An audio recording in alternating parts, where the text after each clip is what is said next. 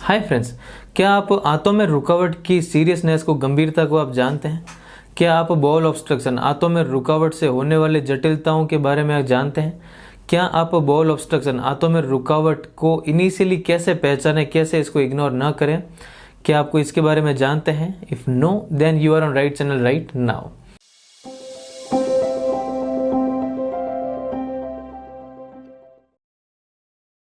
Hi friends, it's me Dr. Nitesh, MBBS MD General Medicine.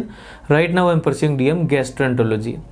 बहुत बार क्या होता है, जो मिडिल एज पेशेंट्स या फिर यंग पेशेंट्स, किसी में भी जब आंत में कोई रुकावट होती है, बॉल ऑब्स्ट्रक्शन होता है, जिसके कई सारे कारण हो सकते हैं। एडहेजन है जिसको, जो कि मतलब पुराने ऑपरेशंस की वजह से हो सकता है, या फिर ओल्ड एज पेशेंट्स में कोई ट्यूमरस गांठ की वजह से हो सकता है। तो किसी भी रीजन से आंतों में रुकावट हो, बॉल ऑब्स्ट्रक्शन हो, तो उसको आपको टाइम पे सस्पेक्ट करके टाइम पे जाना और टाइम पे उसका ट्रीटमेंट स्टार्ट करना बहुत ज़रूरी होता है।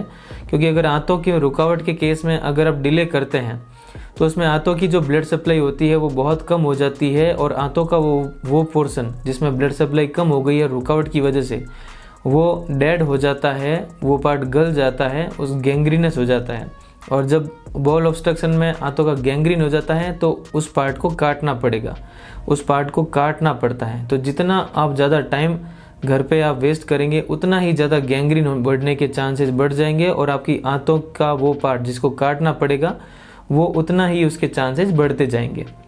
तो कैसे सस्पेक्ट करें कि आपकी आंतों में रुकावट हो सकती है? कुछ लक्षण, तो जैसे अगर किसी मरीज को, अगर किसी पर्सन को अगर पेट में आफरा आ गया, पेट फूल गया, साथ में अगर उसको पेट में स्पाज्म आ रहे हैं, मरोड़ आ रहे हैं, बहुत तेज स्पाज्मोडिक पेन हो रहा है, उसके साथ में अगर उसको हरे रंग की उल्टियाँ हो रही है, पीली नहीं, हरे रंग की, ग्रीन कलर की बिलियस वॉमिटिंग हो रही है, साथ में अगर उसको लैट्रिन और पीछे से गैस, ये अगर उसको बिल्कुल बंद हो जाए या फिर नॉर्मल के कंपेयर में काफ़ी कम हो जाए, तो ये अगर कॉम्बिनेशन अगर हो रहे हैं तो ये स्ट्रांगली सजेस्ट करते हैं कि आंतों में कहीं ना कहीं कोई रुकावट है, या तो वो पूरी है या फिर वो थोड़ी सी रुकावट है, या तो पार्शियल बॉल ऑब्स्ट्रक्शन है या कंप्लीट ऑब्स्ट्रक्शन है।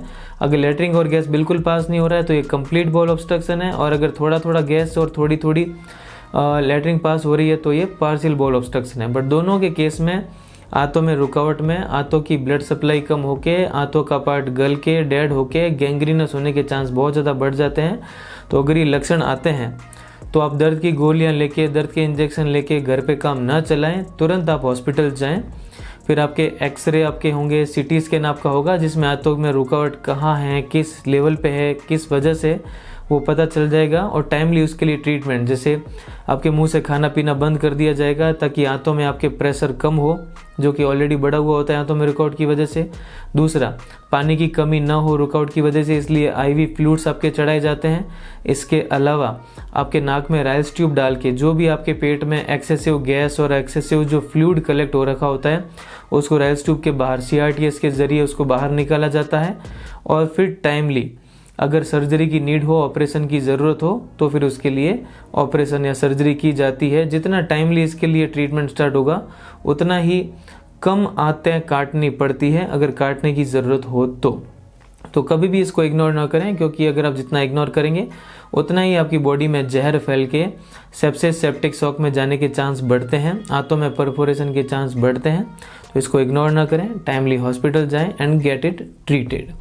अगर आपको ये अच्छा लगा हो, या फिर आपको बॉल ऑब्स्ट्रक्शन से लेकर अगर कोई और डाउट हो, तो आप कमेंट्स में बताइए, मैं उनको क्लैरिफाई करूँगा।